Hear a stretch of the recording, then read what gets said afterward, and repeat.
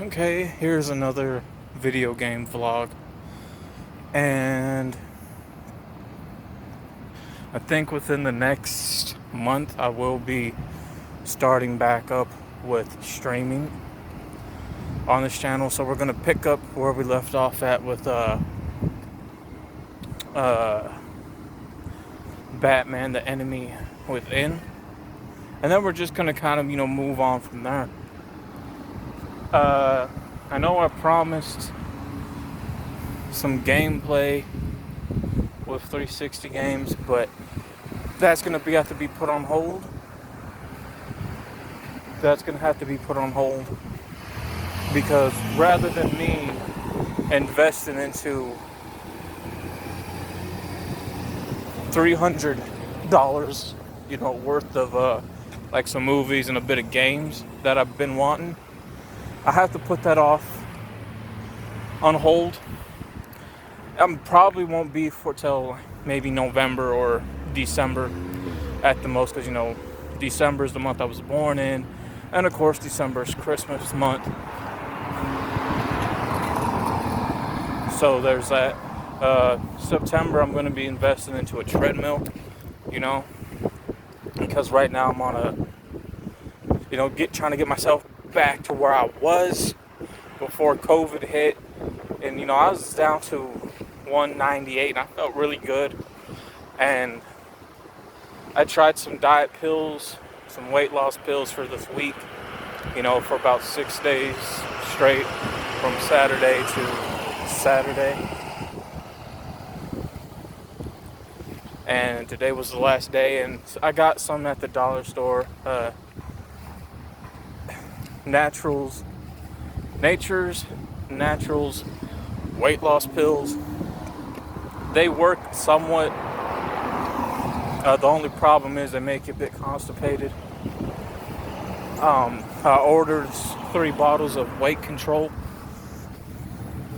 I hear those work really good, and I've seen a lot of positive videos, a lot of positive feedback, reviews, and people vlogging about it. I wish I could find the yellow orange bottle that's the weight loss pills to those, but those are hard to find. And we got a Dollar Tree here, but it's like a little bit far distance, and I ain't walking crossing that busy road where it's at. So I'm gonna try the weight control ones, what also help you lose. The only thing is with those is that you're gonna get stomach cramps, so it's best to really take it one pill at a time. I know you're supposed to eat with them as well,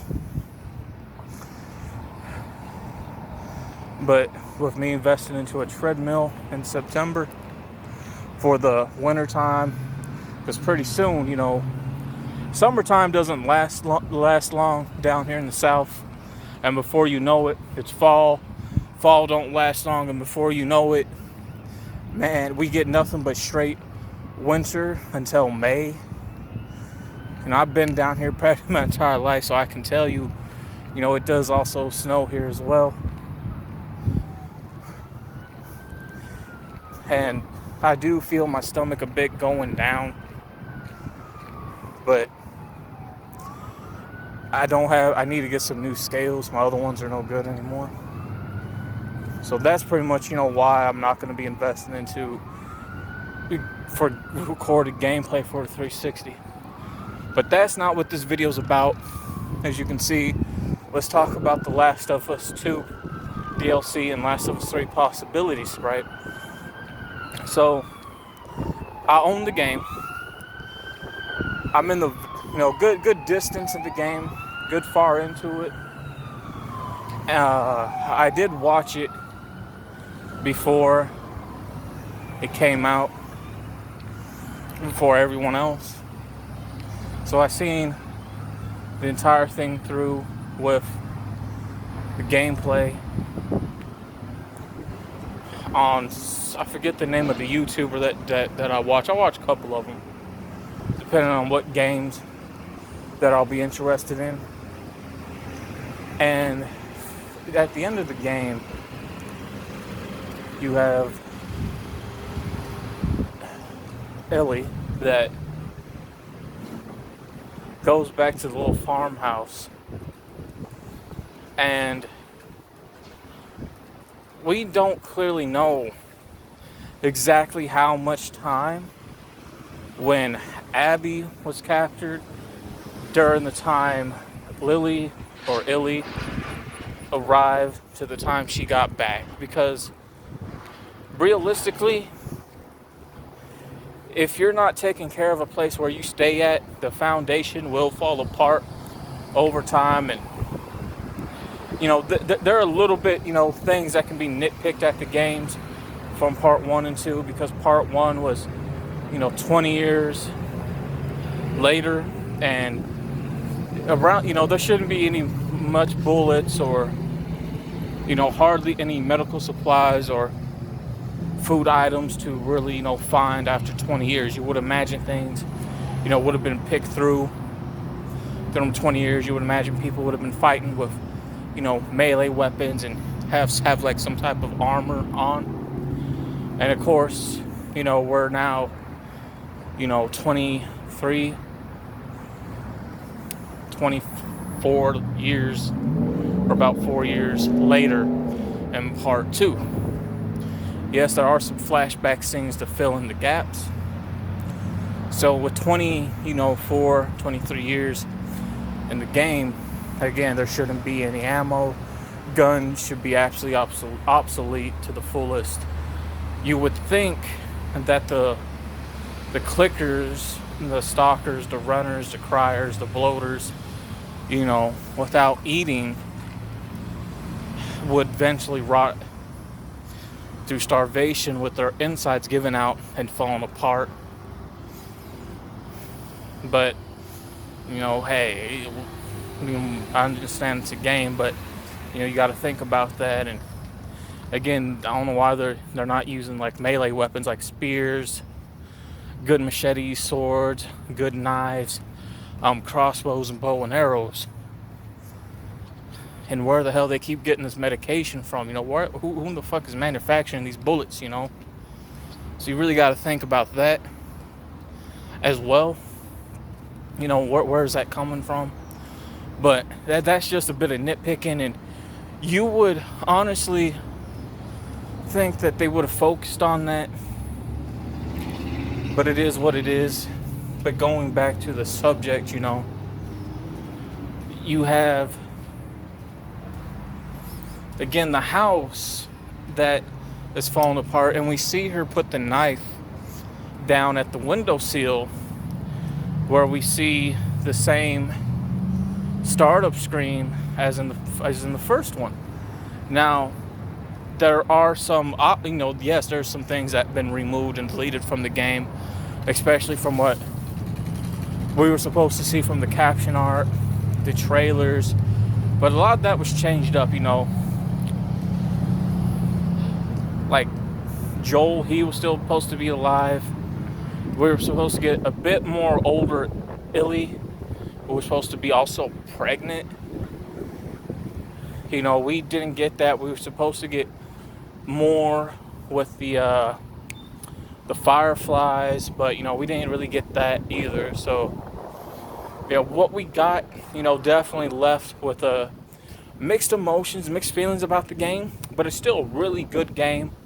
And I do appreciate it, because when I played the first one and when I played that DLC that came with the remaster, the DLC was really good, really nicely written. And not all DLCs are going to be well written when it comes to games.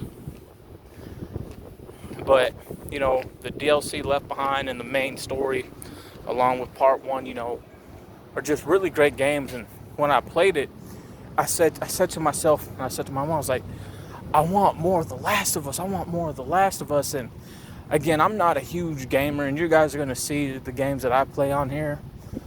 But, if I play a game and I like it, I'm going to want more of it of some sort. But I'm glad we got more of The Last of Us. And we don't, again, going back, because sometimes I go a little bit off, but I like to try to come back to what I was talking about, but we see Illy, stab the windowsill, and we're like, oh man, that's the startup screen from part one. That was really nostalgic. There's a lot of callbacks in part two from the first game, and we don't truly know again just how much time really passed, because where did her girlfriend go? Where did the child go? Because in the game, as we play through it, right, we're getting points of views from Jackson with Joel's point of view. We're getting Ellie that's questioning, is Jackson really a good group of people? And we got the WLS, the Wolves, who giving us their point of view of actually helping people. And the question is, to anybody that sees this, video, like, and in the apocalypse, games and movies, and let's take real life scenario into that, right? Like, the lines are blurred because you don't know if your group that you're in is good, because you're not going to know everything. You're not going to know all the secrets, and there could be stuff going on behind closed doors that you may not know about, and wonder why some people get killed and why others make it back, and why some go missing, or even why the base may get attacked every now and then, right? And then a group that maybe thinks they're good might be doing the wrong thing as well, or just like when they run into another group, because you're going to be on your guard. You don't know if these people are good or bad. And take The Walking Dead season 6 for example, which led into season 7. Rick's group, yes, they were slaughtering Negan's people in their outpost, right? Which raised the alarm for Negan, like, okay, these people are bad people. They're just killing people to be killing, but for what cause? For what point? So when Negan lined them all up in a line, right, in the lineup, Negan's point of view, Rick's group was the bad people that needed to be controlled. But to Rick's point of view, Negan was the villain because he was controlling communities and taking, stuff. And yeah, they were doing fucked up shit. But, like, again, you don't know if your group's good or bad. Just like the other group may not know if their actual group is good or bad. And with Joel, yeah, they didn't really go into the end of part 1. Yes, they were going to operate on Illy. We had the notes, we heard the voice recordings. We know that they were going to kill her off after the operation. They know that there were a lot of failed attempts with others. And Joel lost his actual daughter, and he took in Illy because he grew attached to her and took her in as one of his own. So he didn't want to lose another child. So I can completely understand Joel's point of view on that, because the Fireflies were doing things behind the scenes that weren't good. So Joel decided to go ahead and destroy them. Illy felt like Joel did a bad thing if she felt like the cure or her immunity would help. The Wolves felt that with Joel and Tommy, for what they did from killing the Fireflies, were the bad thing. So they looked at Jackson as the villainous group, because Jackson, behind closed doors, from what we found out in the game, weren't always a good group of people. So there's definitely something going on, and that's what they're pointing towards. That's what they're pointing towards right there in that game in part 2. So because of that, we get the WLFs who were doing bad things behind closed doors that Abby didn't know about. When she found out, she wasn't down with it. Now, I can understand Ellie's point of view of wanting to hunt down Abby because she killed Joel. Her and Joel were just building back their father and daughter relationship, getting things fixed and getting us understanding. But she had to do that in her mind within a spiritual way with communicating to Joel to get closure. Because Joel wouldn't want her to go out and get revenge, let it go. But try to come up with your own understandings in the best way you can, and we try to communicate through the other side. So I completely understood those flashbacks and the things that she was thinking about and talking to Joel inside her mind. Because Abby, in the end, lost everything. She ended up actually suffering for her actions. Because she got captured. Now, in that scenario, I gotta be honest, I'm not going to discriminate whatever the hell Illy is. If you kill somebody that I know, that I loved, I'm gonna hunt you down forever, how long in the apocalyptic world, and I will eventually kill you. Then after that, I'm gonna go on about my day and head back home. Right? That's what I would do. Well, once they got into their last fight, Abby, their first fight, Illy wanted to kill Abby, but Abby was a bit bigger, she had the upper hand, and she won that fight. And that really ended up hurting Illy's ego. So she wanted to hunt her down, but rather than, killing her, yes, she got the satisfaction of fighting her again, and she got the upper hand that time.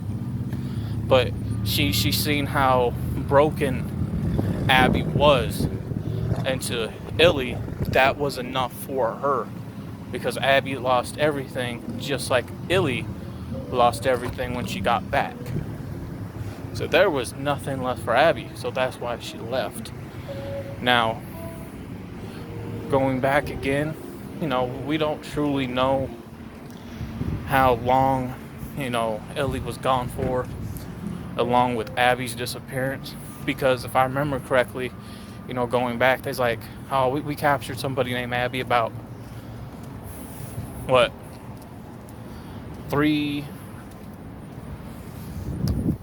months, right? 2 months or 3 months ago, right? You guys got to remember, in the apocalyptic world, there's hardly any transportation in terms of vehicles or fast travel. So you're on foot, you're on horseback, and it's going to be a while to get to one place to another. As you can see, it took them an entire year, in part one, an entire full year to get to Jackson. It took them an entire full year to get to Jackson. It took them 6 months to get to Jackson, but it took them an entire full year to get back to Jackson. So we don't know exactly how long, going back to part 2, how long Illy was gone. So, okay, for the 2 to 3 months Abby was captured, those took 2 to 3 months for Illy to get there. And then probably another 2 to 3 months back. So we're looking at 1, 2, 3, 1, 4, 5. So we're looking at a half year, which is 6 months, right? Within them 6 months, a lot can happen. A lot of stuff that you leave unattended to can eventually fall apart if you're not taking care of the appliances of any place that you would eventually stay at, So when she got back, her girlfriend, the child, they left. And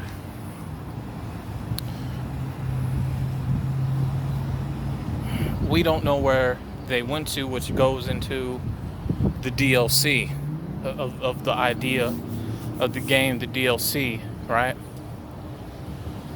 I think we're going to definitely get two stories going on in the game when it comes to the DLC. And I think we're going to pick up where we left off at with Illy trying to find clues to where her girlfriend and the child went to. And as she's finding clues, we're going to jump to her girlfriend and the child's point of view and the journey they had to make to probably get back to Jackson.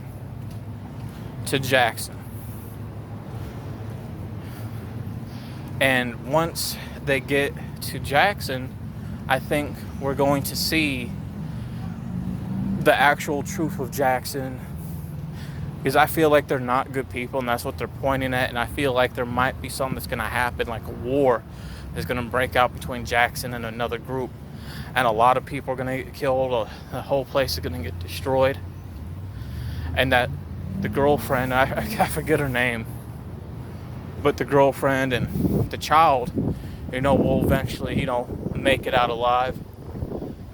And I do believe Tommy may die in the DLC. From there, when we get Illy, when she stumbles upon Jackson, she sees that it's completely in ruins, and we're probably going to search throughout Jackson through a good majority of it, and she may stumble upon something to where she thinks that her girlfriend and the child may be, dead and got eaten up by the monsters, right? And then when she tries to gather up supplies that's left, she's going to probably hear their voice, and it's going to be them, and they're probably going to have some dialogue and make up, and they'll probably be up on their way, which I can see that. And I think Illy can tell her girlfriend that she was right.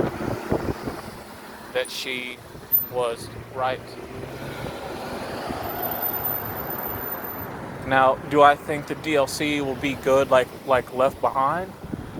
Man, of course not. Do I think it will be good enough to satisfy people? Yeah, absolutely. Absolutely. I strongly do.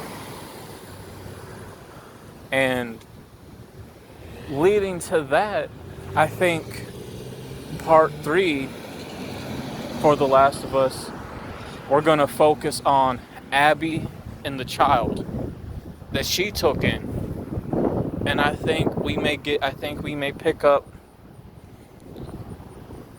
for a little bit part of the game for part 3, when they got on that little boat, when they left. And I think, we're eventually going to get a time skip.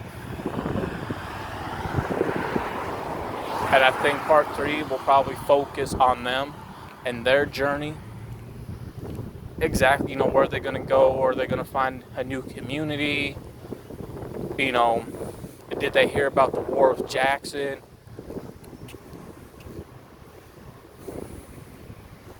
And see some development growth there, because I strongly believe The Last of Us will be a trilogy, which will only be 3 parts, which I hope so, because I wouldn't want it to be drug out, because I don't think there's much there left to tell after part 3 of The Last of Us. So I could really, get down seeing, Abby and the boys, who she took in, their journey, where they go, things that they get into. And I can see them crossing paths with Illy, her girlfriend, and their child. And, have them, just kind of stumble upon them, but have it not be any, fighting, and for them to tie up loose ends to make up and be like, you know what, let's have a sit down, and they both would be like, you know what, I found things out about Jackson, why they fell, and Abby is probably gonna say the same thing, like, yeah, the same thing with the Wolves. They weren't good people behind the scenes like I thought. They ended up getting a lot of people killed who had nothing to do with the fighting, like we saw in pretty much in part two. I can also see Abby saying, again, not them just apologizing, but to them may end up becoming friends. And I can see Abby asking Illy for help, like, hey, I need some help. We just got away from this crazy group of people, or whatever the cause. And actually, you know what? I can see this, right? Some people from Jackson, some people from the Wolves, who are also still left with the Fireflies, may end up becoming like a group of villainous, revengeful people who are going to be hunting down Abby and Illy, right? And Abby may take out some notes, even a wanted poster of like, okay, if you guys see these people, kill them. And I think it would be great to have Abby and Illy, the boy, the girlfriend, and the kids be put away safe somewhere. Why the three of them team up to take down the revengeful group that ended up joining forces of whoever was left. Because I can see that happening when all three may go to these villainous vengeful groups' hideout. And I think after that, I can see Illy probably sacrificing herself in the end to save Abigail, her girlfriend, their kid, and plus Abby's, I guess her child that she took in, and be like, look, I can't go on much farther. I'm going to save you all by sacrificing myself. And we may see the ending conclusion of Illy's story, and why the last remaining, four stick together, have a proper, funeral or burial with Illy, and have them, as cliche as it sounds, walk in the sunset, or even, kind of go the Walking Dead comic book ending, where we have Abby reading the story of Ellie and Jewel to the kids, and have the kids a bit older, and have it be like, 30, or it's like 30 years after the apocalypse. Because you would imagine, the two older women would be eventually what? Early mid-30s at the most. The kids would probably be definitely, I strongly believe, somewhere in their mid-teen years. So I can see that as an ending. I would be comfortable, I would be satisfied with it, and there would be no need to even make a DLC. There would be no need for a DLC. There wouldn't. There would be no need for it at all. And I think a lot of people would be satisfied with that type of ending. With that being said, that's it, and I'm out.